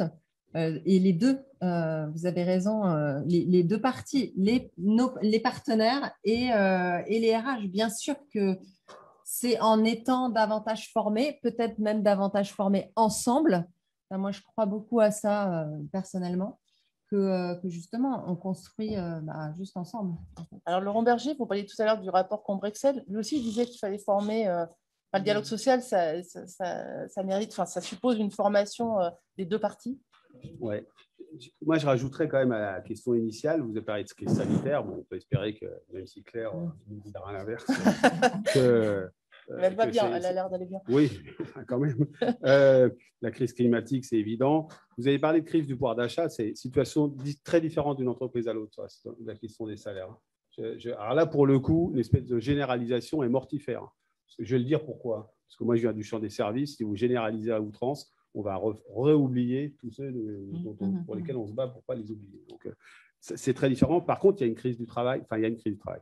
Il y a un sujet de travail, évolution du travail. Jérôme le disait sur les conditions de travail, sur le sens, 20% ou 25%, 30% qui télétravaillent, les autres ne télétravaillent pas. Ce sujet-là va émerger dans les entreprises de façon très, très forte. Tout simplement parce que les travailleurs ont joué le jeu pendant cette période. Ils ont joué le jeu. Qu'ils se voient en présentiel ou à distance, ils ont joué le jeu. D'ailleurs, vous ne trouvez pas de chef d'entreprise qui vous dit, mais les salariés, parce ils disent pas, ils n'étaient pas là, quoi. Ou ils en ont profité pour glander. Ce n'est pas vrai, ils ont été surinvestis. Donc, je pense que ça, c'est toutes ces crises et le fait d'avoir le sentiment légitime d'avoir joué le jeu, c'est si le dialogue social ne se passe pas bien, la crise sociale, n'en parle Jérôme, elle va se pointer. Ça, c'est une évidence. Et donc, il va y avoir besoin de dialogue social. Et oui, pour de la formation. Oui, pour de l'accompagnement des élus. l'accompagnement des élus, c'est l'organisation syndicale qui doit le faire aussi. Ce sont les experts. Oui, pour des formations communes. Oui, pour des formations en propre. Par exemple, il faut qu'on se batte encore dans certains endroits pour avoir le droit de former les représentants du personnel dans les CSCS, enfin, les commissions santé et sécurité au travail. C'est pas normal. Enfin, quelle boîte est assez conne pour se dire qu'on n'a pas besoin d'avoir des représentants du personnel formés alors qu'on aborde la question du travail. Donc, oui, il faut former, il faut accompagner, et tout ça, ça participe du même mouvement que est-ce qu'on fait le choix du dialogue social ou est-ce qu'on ne fait pas le choix du dialogue social. Et il se trouve, c'est d'actualité. Il a été question cet après-midi dans le programme du candidat de celui de d'aller plus loin sur la réforme du dialogue social. Donc, comme représentant syndical, je tremble d'un côté, et puis de l'autre côté, je me dis, je ne vous dirai pas le sentiment qui domine. La question, c'est qu'à un moment donné, ça ne se fera qu'à investissement plus important sur le dialogue social. Il faut investir sur le dialogue social. Si on ne comprend pas que c'est un investissement, je crois qu'on va au-devant de graves difficultés dans les boîtes. Parce que la fatigue et la colère dont parle Jérôme sur les représentants du personnel, je peux vous le dire, on le sent, on le sent. C'est palpable. Alors, elle n'est pas liée simplement à les ordonnances, il y a aussi l'ambiance qui joue le truc. Et ça, n'oublions pas, dans nombre d'entreprises, les représentants du personnel, c'est aussi ceux qui font preuve de responsabilité dans les moments les plus compliqués. Audrey Richard, vous voulez compléter? Oui, je complète juste par un éclairage d'une partie de l'enquête qu'on a réalisée. On a exprimé les retours juste il y a quelques jours, où on a interrogé les DRH, notamment sur le rôle du manager. Et à 93%, ils nous disent que 93% des répondants estiment que le travail hybride doit faire évoluer le rôle du manager. Tout à l'heure, on parlait de télétravail. Donc, c'est clairement, ça a été souligné, hein, le télétravail, on parle aujourd'hui de travail hybride, engendre dans nos organisations une révolution du travail, une révolution sur l'organisation du travail et sur le rôle des managers. Donc, oui, je ne peux que partager sur le dialogue social, vraiment, mais il y a aussi un gros travail aujourd'hui, après les 2 années qu'on a vécues, sur l'évolution de cette organisation. C'est juste pas facile aujourd'hui d'avoir des équipes à distance, en présentiel, ceux qui peuvent faire du télétravail, les métiers non télétravaillables, etc. Et nous, notre responsabilité de RH, c'est aussi d'accompagner les managers pour qu'ils soient en capacité de donner davantage d'autonomie, de faire confiance, d'apporter du feedback. Donc, c'est un enjeu juste énorme dans les entreprises. Et on a ce point d'attention pour pas qu'il y ait un retour arrière sur du management hyper hiérarchique, parce qu'on dit aujourd'hui les équipes en interne et les candidats, ils n'attendent pas ça, ils attendent de la flexibilité. On l'a vu, hein, c'est ce qui a été souligné par Syndex. Ils veulent de la flexibilité sur quand je travaille, où je travaille. D'ailleurs, après, c'est compliqué en effet pour les représentants pour répondre aux attentes, ça c'est clair. Hein. Mais voilà, les RH doivent accompagner cette révolution qui ne reviendra pas en arrière comme avant. Ça, c'est non, parce que les salariés et les candidats, ils ne veulent plus ça. Et on les a, hein, nous, en entretien. Donc, ça va énormément changer avec l'impact sur le dialogue social, certes, mais pas que, en fait. Et je pense que c'est aussi un ensemble. Merci beaucoup. Alors, on va prendre une première série de questions. Alors, madame, allez-y. Ah, pardon, je ne l'ai pas. Non, mais ce n'est pas grave, je ne vous avais pas vu, mais allez-y, monsieur, et puis madame derrière, pas de problème. Vous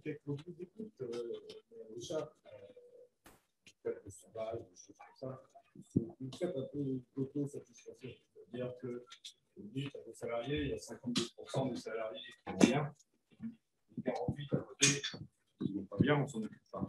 En gros, c'est ce qui se passe dans toutes les sociétés aujourd'hui. Tous les DRH font des multitudes de sondages, des sondages dans tous les sens. On va toujours prendre la valeur 52% qui va bien, et puis les 48 qui ne vont pas. On s'en fout un petit peu. L'éloignement des IRP, justement, de l'ensemble des salariés, c'en est la cause aussi. C'est qu'aujourd'hui, on n'est plus proche de nos collègues, on ne peut plus aller se déplacer. Je vois chez nous, dans nos sociétés, on a 140 agences sur toute la France. Comment on fait? On est multifilial, il y a X CSE, Si on prend dans notre filiale à nous, on n'est plus que 10 élus, parce que au fil des temps, il y a des élus qui ont arrêté, parce que la fatigue, etc. etc. Comment voulez-vous qu'avec 10 élus, on aille faire 140 agences? Et ça, notre direction et beaucoup de directions, ils s'en trouvent très bien, parce que pendant ce temps-là, les élus ne vont pas voir ce qui se passe, ils ne vont pas voir la souffrance de nos collègues, ils ne vont pas voir les conditions de travail, la dégradation complète. Le télétravail aussi, c'est une dégradation des conditions de travail, parce que tout le monde n'a pas les moyens, les mêmes possibilités de travailler dans des conditions correctes, et ça, on ne s'en tient pas compte. Le télétravail aussi, dans beaucoup de sociétés, surtout des sociétés où c'est l'économie qui est le maître mot. Ça permet de diminuer les locaux, ça permet de diminuer tout un tas de choses. Et aujourd'hui, on se retrouve avec des gens qui n'ont plus de bureau, qui n'ont plus un endroit où ils se sentent bien pour travailler. Aujourd'hui, ils sont là, demain, ils sont là-bas. Et ça, beaucoup de sociétés le font. Quand Laurent disait qu'on va attaquer les papes, ça va être pareil. Tout ce qu'on a pu faire pendant le Covid, les 2 ans où on a travaillé, on a fait réunion sur réunion dans tous les sens pour les papes, on va revenir au mini. Quand on va demander des délégués de proximité avec des moyens, etc., ça va être niette. Alors, qu'est-ce que vous répondez à ça? Oui. Alors, tout à l'heure, quand je donnais des chiffres, j'éclairais sur les questions qu'on a pu poser sur le dialogue social et la qualité du dialogue social, pas la santé de nos salariés. Vraiment, on a interrogé, on s'est intéressé à ça. Donc, ça, c'est un premier point. Après, sur le télétravail, les DRH, et on l'a questionné ça. Les DRH disent le full télétravail 5 jours sur 5, c'est pas bon en fait. On l'a vu pendant le Covid, ça a des conséquences énormes sur la santé de nos collaborateurs, sur le collectif. Syndex l'a souligné sur le point de collectif. Et quand on interrogeait sur finalement, ça va être comment selon vous dans quelques années au niveau de l'organisation du travail? On reste sur télétravail 2 jours. Justement parce que les DRH disent attention, le télétravail trop, c'est pas bon. Et c'est pour ça qu'on reste sur une stabilité sur les prochaines années autour de 2 jours. Pourquoi? Parce que 2 jours, ça veut dire qu'on passe plus de temps dans l'entreprise qu'à la maison. Et c'est grâce à ça que du coup, on va garder ce collectif parce que finalement, grâce au télétravail, on a quand même vu tout l'intérêt du présentiel. Le fait d'être ensemble, le fait d'avoir le soutien de nos collègues en cas de problème, les moments de convivialité, etc. etc. Donc, je vous rejoins sur le fait que nous, on veut pas, on l'a dit clairement, qu'on ne veut pas aller sur trop de télétravail. Voilà. Après, sur le lieu de travail, oui, ça a des conséquences. Oui, c'est vrai que pendant ces 2 années et encore maintenant, on réduit un certain nombre de surfaces. Mais ce qui se passe quand même, c'est que ce sont les salariés aussi qui demandent la flexibilité. Ce sont les salariés qui veulent pouvoir avoir cette flexibilité, travailler où ils veulent, quand ils veulent. Et donc, l'entreprise, il faut qu'elle réponde à ça. Parce que si elle ne répond pas, le salarié va aller voir ailleurs. Le candidat va aller voir ailleurs. Et là, on va être hors marché, on va perdre notre avantage compétitif. Et donc, on va perdre nos talents. Donc, ça veut dire que face à ces demandes, il faut bien qu'on s'adapte aussi. Mais les DRH sont là pour dire, OK, on veut bien s'adapter, mais on ne va pas trop loin dans ce télétravail parce que sinon, ça a des conséquences néfastes. Madame, voilà. Pardon. Moi, Madame, et puis on prendra 2 séries de questions. La dame devant vous. Allez-y. Déjà, je voudrais saluer la jeune femme qui représente la DRH parce qu'elle est à peu près la seule de son espèce face à l'ensemble de syndicalistes. On l'a signalé en début. Non, mais je préfère le dire. Ce que je veux dire, c'est que l'association nationale des DRH qui dit certaines choses, j'aimerais bien que ce soit vrai parce que dans notre entreprise, moi j'ai une entreprise multinationale, que je ne citerai pas le nom, sinon je vais me faire avoir. Donc, les représentants de proximité, ils n'ont aucun droit. Ils ont juste le droit d'exister. Ils n'ont pas de fonction, ils n'ont pas d'heure, ils n'ont pas de formation, ils n'ont rien, sauf s'ils sont élus. Donc, on a gagné de haute lutte d'avoir des représentants de proximité, mais ils n'ont pas grand-chose. Et ce que je veux dire, vous parliez des enquêtes management pour avoir ce qui se passe sur le terrain, excusez-moi, les enquêtes management, je crois que je dois en faire une tous les mois. Bon, ce n'est pas celle-là, les vraies. Hein. La proximité, celle qu'a rappelé beaucoup de nos camarades, et M. Laurent Berger aussi, c'est que la proximité, elle se vit en présentiel. Hein. Et quand vous parlez de digitalisation, moi, je suis dans une entreprise qui a fait le 13 mars 2020, elle a appuyé sur un bouton, tous ses salariés sont passés en digital. Donc là, on a quelques burn-out, quelques isolés, quelques problèmes plus graves. Et donc, la CFDT dans cette entreprise a beaucoup poussé le collectif travail. Mais le collectif travail, il faut donner des moyens. Et les moyens, on nous a demandé d'être… C'est vrai qu'on a eu des réunions pendant 2 ans. Allez, moi, je suis formée CSSCT. Je défends la formation CHSCT, CSSCT. Aujourd'hui, quand on multiplie aux élus CSE d'être à la fois DP, CSSCT, économique, ce n'est pas vrai qu'ils puissent tout faire. Ce n'est pas vrai. On ne donne plus assez. Avant, quand il y avait un problème de souffrance au travail, moi, ça fait 2 ans que je me bats avec une souffrance au travail dans mon entreprise, je ne peux plus demander à un expert d'intervenir. Je dois attendre que l'ensemble du CSE et de la direction soient d'accord. Je n'ai plus les moyens de défendre le travail de mes collègues au bureau. Comme les économiques, oui, c'est obligatoire. Pourquoi? Parce qu'il y a un problème de paiement, il faut être clair. Hein. C'est si je pouvais payer, si les CHSCT eux-mêmes pouvaient payer les expertises et pas demander l'avis de l'ensemble des CSE qui, globalement, sont un peu submergés par l'économique, surtout en ce moment, voire les ENA au salaire. C'est un peu compliqué. L'autre chose que je voulais dire, et la dernière, c'est qu'on dit, voilà, il faudrait que les PAP soient rediscutés. Moi, j'en suis au 2e ou 3e PAP en moins de 15 jours. Ils sont identiques à ce qu'il y avait il y a 4 ans. Et encore, on ne peut pas… on m'a dit que j'avais fait une déviation, mais tant pis. J'ai essayé de mettre dans mon PAP le maximum d'informations pour une mise en place de CSE derrière. On m'a dit, non, la loi ne te le permet pas. Mais il y a 4 ans, quand on a fait ça, la direction avait dit, oui, oui, on fait le PAP et puis derrière, on fera un accord de dialogue social, de droit social, de mise en place. Quand on leur a demandé, ils ont dit, non, vous avez la loi, ça vous suffit. Donc, vous nous dites que les DRH, en tout cas dans votre association, sont portés sur faire que la parenthèse, entre guillemets, enchantée, même si elle était Covid, soit toujours de là. Ça, pour l'instant, ce n'est pas vu, puisque moi, j'ai fait dans ma propre entreprise un PAP pour plus de 2000 personnes. Et on a fait le même qu'il y a 4 ans. Et puis, quand on a voulu se battre sur plus de possibilités pour les RP, ils ont dit « fume ». Voilà. Donc, il y a ce qu'on dit, et puis il y a la réalité du combat de tous les jours. Et je regrette qu'il n'y ait pas plus de personnes, d'élus, et on est, comme disait, on restait au supplétif et on ne va pas plus loin. Donc, je vous remercie. Au revoir. Merci beaucoup. Alors, la dame devant vous, et ensuite, monsieur. Il y a un monsieur aussi là-bas. Oui. Je crois être DRH. Donc, vous n'êtes pas toute seule, Audrey. Moi, ça m'arrive souvent dans l'autre sens. Chacun son tour. On fera ça au congrès à RH la prochaine fois. Allez, si vous vouliez intervenir. Oui, non, je voulais juste dire… Parce que je ne sais pas combien de temps il reste. Merci alors, je vais essayer. Alors, moi, je suis déléguée syndicale centrale CFDT depuis un paquet d'années. Je suis… donc dans une ONG à peu près 600 salariés avec multi-sites.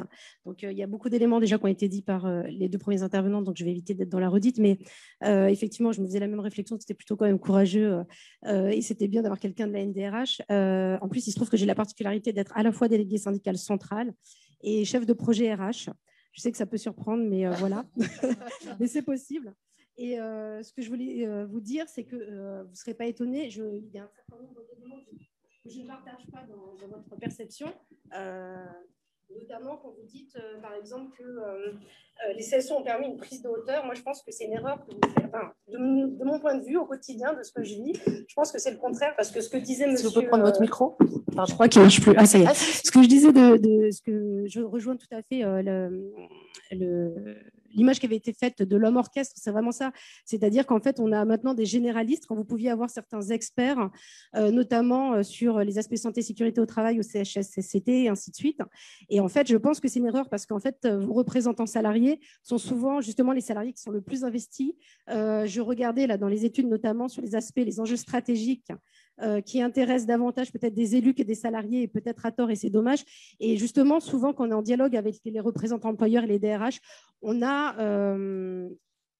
justement les premières intuitions de la mutation du travail et on est souvent force de proposition. Et nous, ça nous arrive très, très souvent d'arriver à la table des négociations avec l'employeur pour suggérer des idées ou parce qu'on pressent des choses, soit des réorganisations qui sont mal accompagnées, soit le télétravail chez nous, par exemple, ça fait un paquet de temps qu'on avait pressenti que c'était plutôt une bonne idée, et pas que pour la population de cadres, mais pour tous.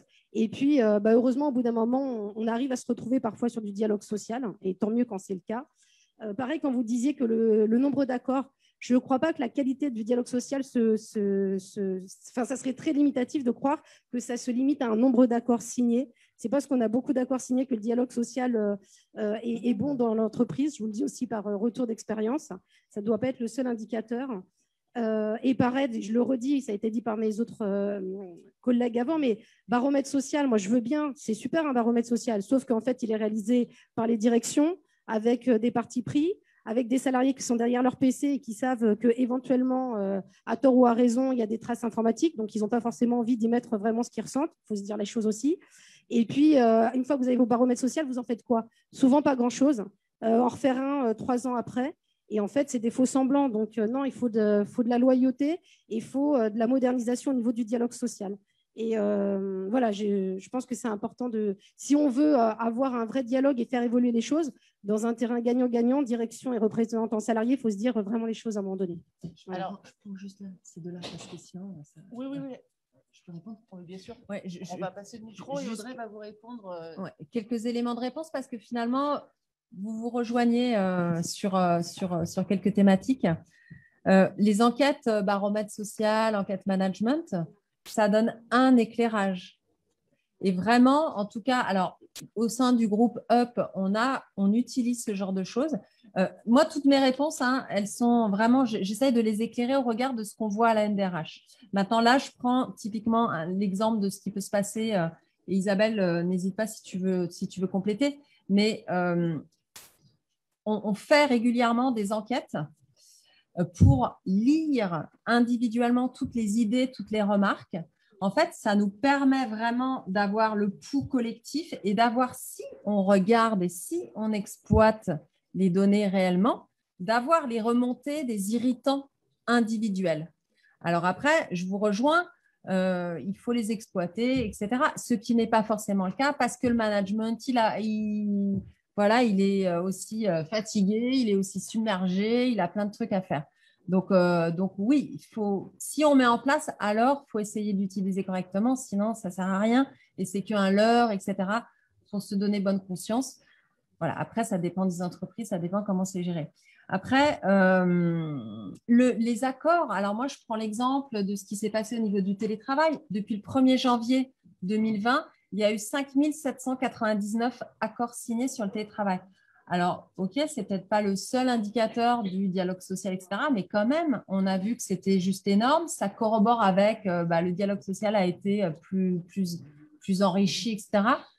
Bon, moi, je trouve que quand même, quand on se met à la table des négos et qu'on arrive, parce que les deux parties connaissent les problématiques locales et qu'on arrive à trouver des solutions, je trouve quand même que c'est valorisant pour l'entreprise et qu'elle devrait être peut-être un peu plus tranquille, je ne sais pas par rapport au contrôle de l'inspection du travail, j'en sais rien, mais je trouve que c'est à valoriser. Aujourd'hui, c'est pas du point de vue des praticiens, c'est pas assez valorisé. Et alors après, je vous rejoins toutes les deux, mais peut-être qu'il faut faire une enquête ensemble. Peut-être la prochaine enquête, il faut faire SADEX, NDRH, j'en sais rien. En tout cas, j'ouvre la porte. Obligatoirement avec l'IFOP. Oui, c'est ça. Obligatoirement avec l'IFOP. Voilà, la CFDT, j'en sais rien. Mais en tout cas, j'ouvre peut-être une discussion, voire une négo, mais en tout cas, une discussion. Je ne suis pas du tout contre et je trouve que ça pourrait être intéressant justement d'avoir cette double vision. Laurent Berger, vous vouliez dire un mot et on juste sur le télétravail, moi, juste ce que je veux dire, c'est un vrai juge de paix de la loyauté des acteurs ou pas, et de l'acteur patronal. Est-ce que ça va se négocier ou pas négocier? 5000, c'est important au regard du nombre d'entreprises qui pratiquent ce télétravail, ce n'est pas si important que ça. Et beaucoup ont décidé de faire la charte unilatérale. Oui. Et ça, ce n'est pas possible. C'est une charte. Et donc, pour nous, le télétravail, effectivement, je vous rejoins là-dessus. C'est-à-dire que c'est vrai que quand on est représentant des salariés dans une entreprise qui a du télétravail, c'est pas simple parce qu'on peut aller dans un bureau ou une agence en disant nous, on voudrait plus de télétravail, et d'autres qui disent surtout pas de télétravail. Ça, les appréciations sont différentes. Eh bien, la négociation, du volontariat, de la réversibilité, enfin, il y a des trucs, mais il faut négocier. Donc ça, voilà. Après, deux autres points. Le dialogue social, c'est faire en sorte que l'intérêt du travail, des travailleurs, ne soit pas le sous-produit de l'intérêt économique, que ce soit traité de la même manière. Et que c'est vrai que ça se mesure pas simplement au nombre d'accords, ça se mesure aussi à des accords, mais pas simplement au nombre d'accords. C'est-à-dire que ça se mesure à la situation réelle de est-ce qu'on considère le travail comme un élément constituant de l'entreprise au même titre que le capital en est un. Et donc, moi, je crois que l'entreprise, elle a le droit de faire ses baromètres. Personne ne pourrait l'empêcher, etc. Je crois que c'est différent de ce qui peut remonter à travers la représentation de proximité. Juste une expérience pour illustrer ça. Moi, je me rappelle être allé négocier dans une toute petite entreprise quand j'étais responsable de l'UL de Saint-Nazaire, dans une toute petite entreprise qui faisait de la métallurgie, pour négocier le protocole à l'accord préélectoraux pour que les gens puissent s'implanter, les militants puissent s'implanter en entreprise. Et le patron m'avait mis un coup de botte pour me sortir de là-dedans, donc on était retourné 2 fois. Et la deuxième fois, il m'a dit, mais je ne comprends pas. Moi, quand je veux discuter avec les salariés, je fais un apéro et je leur demande si ça va. Moi, je n'ai rien contre les apéros, ceux qui me connaissent le savent. Mais ce n'est pas ça le dialogue social. Et moi, je lui ai dit, bah ouais, faites-le tant que vous voulez. Mais parce que vous ne pensez quand même pas qu'ils vont vous dire exactement ce qu'ils diraient à des représentants du personnel qui, dans le seul moment où vous n'êtes pas en lien de subordination lorsque vous êtes un représentant du personnel, c'est le moment où vous êtes dans l'instance. À ce moment-là, vous pouvez dire ce que vous voulez au patron, enfin, évidemment dans les conforts, dans les normes des bonnes relations correctes humaines. Mais vous pouvez, c'est le seul moment. Autrement, ça n'existe pas. Ça n'existe pas. L'égalité, ça n'existe pas de fait. Et donc, le truc, c'est que les baromètres, tout ça, mais ça vous fait pas mesurer exactement la réalité de la façon dont c'est vécu par les travailleurs. Et donc, il faut le compléter avec un dialogue. En tout cas, c'est le dialogue social qui permet ça. Et c'est vrai que ça impose. Et ça, c'est là où vous pouvez. Ça impose que les représentants du personnel aient cette proximité. Nous, ça nous fout une sacrée responsabilité parce que ça impose qu'on parle du travail réel. Ce que je crois être le cas des militants CFDT, je dis ça pour pouvoir sortir tranquille, mais ce que je crois vraiment, mais ça impose ça. Mais parce que quand c'est dit par des représentants du personnel, ils le disent avec beaucoup plus de facilité parce qu'ils ont cette protection-là, il faut le dire. Alors, monsieur, brièvement, s'il vous plaît, parce que sinon, on va nous chasser de la salle. Ça marche pas, ça. Ça marche pas. Hein. Si, on vous entend. 2 minutes devraient suffire. Dominique Olivier, je suis le DRH d'un groupe allemand qui s'appelle Robert Bosch. Donc, la codétermination, on connaît. J'ai eu le droit à une enquête qualitative et je voulais féliciter Jérôme pour la qualité de l'enquêtrice qui maîtrisait le concept de manière remarquable et ça me permet de regarder de manière très positive les enquêtes d'opinion qu'il peut y avoir. Mais ma question va aller à Laurent Berger. Métallurgie allemande, le patron de la métallurgie dit le dialogue social, ça coûte cher, mais ça rapporte beaucoup. Une des responsables de IG Metall dit s'il y a un dialogue social, c'est qu'il y a un rapport de force et nous devons être forts. Et nous sommes forts. IG Metall est fort. La CFDT également, bien évidemment. Et ma question, c'est celle-ci, c'est que dans toutes les entités juridiques que je manage, on a une intersyndicale, ou plutôt, il y a des fois, on a des syndicats, et il y a des fois, elle se construit en intersyndicale, et ce qui met un rapport de force, je trouve, de qualité. Et donc, ma question, c'est faut-il renforcer le seuil d'éligibilité ou de représentativité syndicale dans notre dispositif? Laurent Berger. Ça aurait été trop facile comme après-midi, sinon. D'abord, je tiens à dire qu'il n'y a pas que le patron de la métallurgie allemande qui dit ça. Les études économiques montrent que là où il y a du dialogue social, l'entreprise est plus performante. Et c'est dingue comme c'est quelque chose qui est méconnu, mais c'est une évidence. Là où il y a plus de dialogue social, là où il y a une vraie confrontation des intérêts divergents qui traversent l'entreprise, l'entreprise, elle est plus riche. Elle est plus performante. Moi, je crois qu'on n'est pas au bout de la réforme de 2008. Je ne vous dis pas que c'est une position totalement partagée dans la maison, mais je crois qu'on n'est pas au bout de la réforme de 2008. Je crois que le syndicalisme français, je sors d'une journée et demie de comité exécutif de la CES, donc je préside, donc je vois bien comment ça fonctionne ailleurs. Le syndicalisme français, il souffre de sa faiblesse et de son éparpillement. Et c'est dramatique. D'ailleurs, quand on n'est pas d'accord dans une organisation syndicale en France, alors ça nous fait un petit moment que ça n'a pas été le cas à la CFDT, mais vous inquiétez pas, on y travaille, on va créer une autre organisation et dedans, on met un cycle où il y a unitaire ou unité. C'est ça la réalité du syndicalisme français. C'est un drame. Il y a trop d'organisations syndicales en France. Est-ce que ça se corrige? Objectivement, la réforme de 2008, elle a fait faire des efforts dans les entreprises. Il y a eu des endroits où ça a été bénéfique. Il y a des endroits où ce n'est pas encore assez bénéfique. Est-ce que pour autant, c'est une question de seuil? Est-ce que c'est une question aussi de représentativité catégorielle pour certains? Est-ce que, en tout cas, oui, je crois que nous, on a aussi à avoir cette réflexion-là et à faire un peu le ménage dans le fonctionnement du syndicalisme. Je n'ai pas d'état d'âme là-dessus. Je ne suis pas sûr qu'on soit tous d'accord entre organisations syndicales, mais c'est une autre affaire. C'est certain. Alors, merci à tous. Je voulais juste dire aussi qu'il y a les questions dans la salle, mais qu'il y en a toute une série très intéressante sur le chat, parce qu'on est aussi en hybride dans cette réunion, pardon. Et juste vous dire que effectivement, les conclusions vont vers la lassitude des élus en raison de la défiance et sur le fait qu'il est très difficile d'avancer dans les revendications. C'est un point qui a été évoqué. Une autre intervention, nécessité de garder le lien avec le terrain pour l'organisation du travail, nécessité de réinventer la traite du mandat des commissions santé. On en a parlé, mais ça revient sur le chat. Et les élus, c'est une suggestion, doivent se faire accompagner par des élus, mais aussi des avocats. Voilà, donc ça, c'est toutes les suggestions qu'il y avait dans le chat. Je vois qu'il y a des réactions. Oui, c'est elle qui l'a envoyé. Je ne sais pas d'où ça vient. Il y a un anonymat de la... Voilà, bah, écoutez, en tout cas, merci beaucoup de votre attention. Merci aux intervenants, merci à vous tous d'avoir témoigné. Merci aux personnes qui se sont inscrites sur le chat, à vous tous et toutes. Et je dois juste annoncer, je crois qu'il y a un pot, c'est ça, un pot au boudoir. Désolé pour les gens en hybride. Oui, c'est... Merci Laurent Berger de penser à tout le monde, c'est vrai. Merci à vous tous. Merci, et bon après-midi.